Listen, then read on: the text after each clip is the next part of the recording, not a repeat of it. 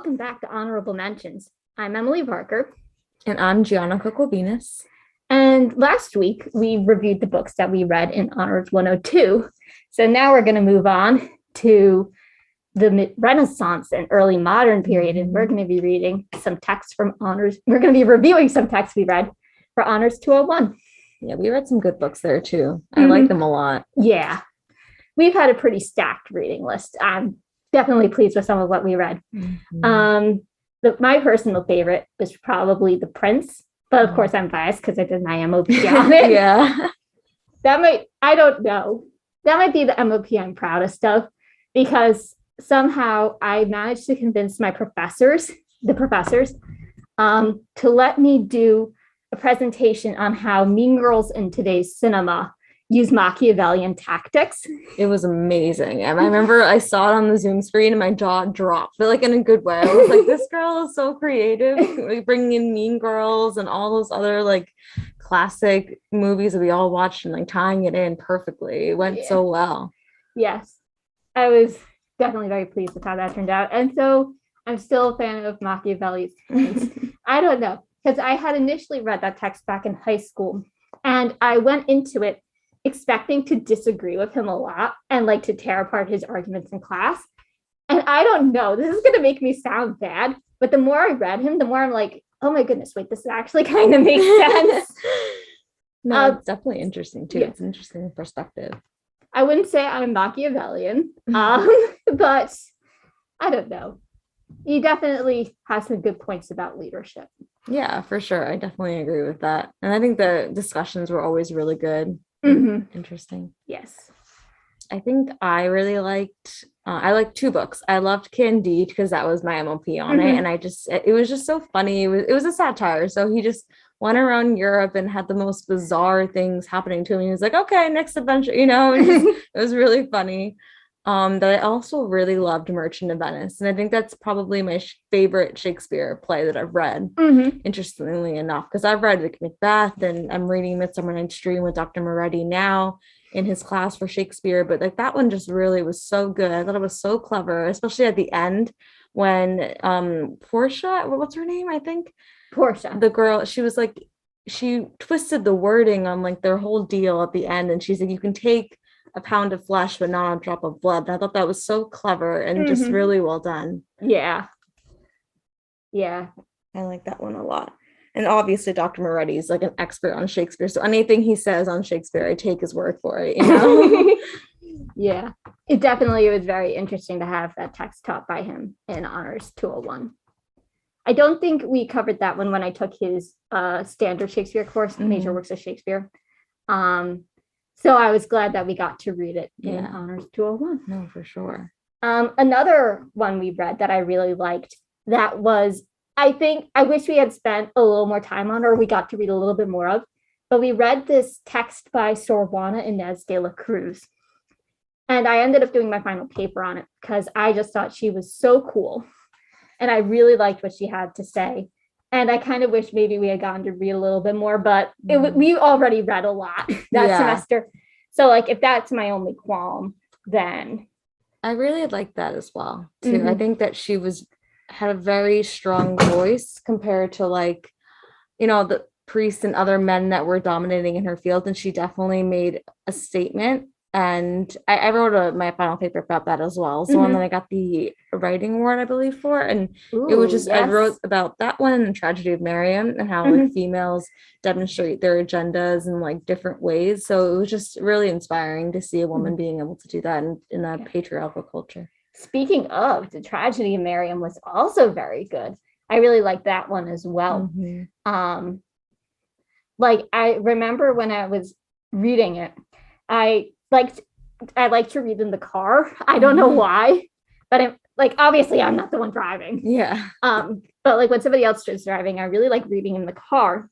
And I can't remember where my family was going. I think we were just going out on a fall drive. And I was so hooked by it. I didn't even want to like get out of the car when we finally got to our destination, because I was that invested in the book. Yeah. Wow. Kind of just sucks you in and takes you on a ride. It's really good though. High suspense. And it takes place in ancient Greece? No, No, not ancient. Greece. It was in Rome? Jerusalem. Jerusalem, right? Yeah. During the reign of King Herod. He's one of the major characters. It was really, really good. Yeah. High suspense. Yeah, that course, I have to really give hats off to Dr. Marty and Dr. Sewin, because we got to read such a wide variety of books written by a wide variety of authors. And we read a number of works written by women. I know. And we had already listed some. Elizabeth Carey, I believe, wrote Tragedy of Miriam. Sor Juana. Another one we read was The Blazing World. Yeah. And I think if he's willing, we might let Cam discuss that one for a minute or two, because he did his MOP on that. Yeah, I think he read it a few times. It was better than most. Listen, I've read that book for 3 separate classes. Really? Wow. Okay. And like, it gets, no offense to any of the teachers that taught that, it gets worse each time you read it. Like the first time you're like, wow, it's kind of hard to like understand, and you're doing your best, and you're like, you're trying to understand it, and I had to do like an MOP on it, right? So I think that was probably my worst MOP, because it was hard. There was so much there, but it was hard to get like an actual thesis on it, get a grasp. So for anybody who does that after me, good luck. I really do hope you surpass me in that. But then you read it like the second time, and you're like, yeah, I got it. You know what I mean? She goes to a new world. She meets an adventure. Bear man. Yeah, the worm men were my favorite. They don't get to do a lot, but I think they'd be pretty funny.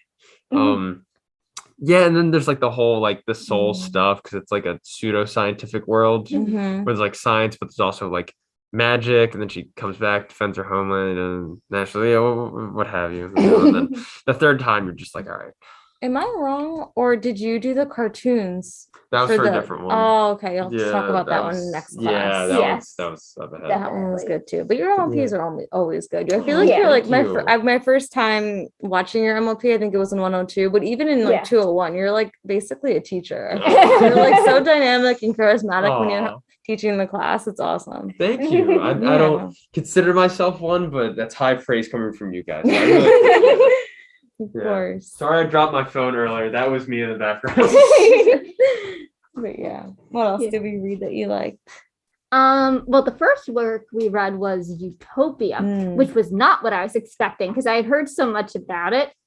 And I'm not going to say it was like different in a bad way, but it was just different. Yeah. I couldn't quite put my finger on what I was expecting and how it differed. But I'm glad to say that now I can say I read Utopia. I think it's really interesting because they take these wishes that we all had, like, well, what if we didn't put so much value on money? And what if like we looked at war and stuff like that in a more practical way, and they put it to effect in their own little area, their country, I guess. And I really thought it was logical, their explanations. And I liked at the end, I think I even said it during class, that around like the subject of religion, they were very strongly opinionated on the fact that everyone is allowed to believe what they want, and they can't hold it against someone if they believe something else. So as long as they're respectful and courteous of others' values and ideas around religion, like that was something that was really important to them to express. Yeah, you can definitely see how it's such a formative text, especially as we're English majors. Like that's a good text that for us to have read, because so much of, I don't think like what immediately followed, but especially nowadays, you get these like supposedly utopian world settings, and like we're able to see like sort of what's rotten underneath. But like, I think reading Thomas More's Utopia, you're able to see like where a lot of those ideas initially came from. Of course, though, I think the whole story in and of itself, was it a satire? I think it was. I don't think like Thomas More was putting these words into, I think, his narrator's mouth, but that didn't necessarily mean that he believed them himself. I think what I remember Dr. Moretti was saying was that it was a lot of more providing social commentary on things he was seeing within his own time period. Yeah. So he must have been putting in like little things that would explain like, oh, see how like if you put this into effect, it really doesn't make sense. So it's definitely like commenting on things he was seeing within his own society. It's also very interesting when you read that with knowledge of and when you understand that, but also with the understanding of and knowledge of Thomas More's life, because in some ways he put probably ideas he supported or would have liked to see in this narrator's mouth, so that way he wouldn't get the king angry at him. But ultimately, in the end, it was his lack of words that ended up getting him executed. Yeah, for sure. I feel like a lot of authors from that time period do that. Like we see Thomas More doing it, and we also see Chaucer. We're talking about that a lot in our Chaucer class, where he like does similar things and like comments on people around him, but he doesn't fully name it so that he doesn't get in trouble for it. Of course, though, Chaucer was able to succeed that way. You know, he didn't get executed like poor Thomas More did. Exactly. Though Thomas More is now considered a saint, so yeah. I guess definitely. Thomas More got the better deal. I know, idolized now. But yeah. I think we've covered a lot of the ones that stood out to us. Yeah. That was a fun class. That was the first semester that I was fully on Zoom. So the fact that I'm able to remember so much, I think points to, well, how well taught the class was, but also like the power of the text we read. That like, even though I was sort of in a headspace where like, you know, a lot of the rest of that semester that year was a bit of a blur, that I'm able to remember some of these details so clearly. Yeah, and especially the books that we read were taught by Dr. Sewin and Dr. Moretti, who I think Dr. Sewin is a philosophy professor, and then Dr. Moretti is obviously like big on Shakespeare and English and stuff. So it was just nice to hear their perspectives and their commentary on books that are really popular in their field, like Merchant of Venice or Utopia, or on the origins of language, stuff like that. So it was really much appreciated on our end to hear from them. All right. I think that's where we are going to leave off this episode. Hopefully we will have our next review up sometime soon. Thank you guys so much for listening. Onwards and upwards. See you soon. Bye.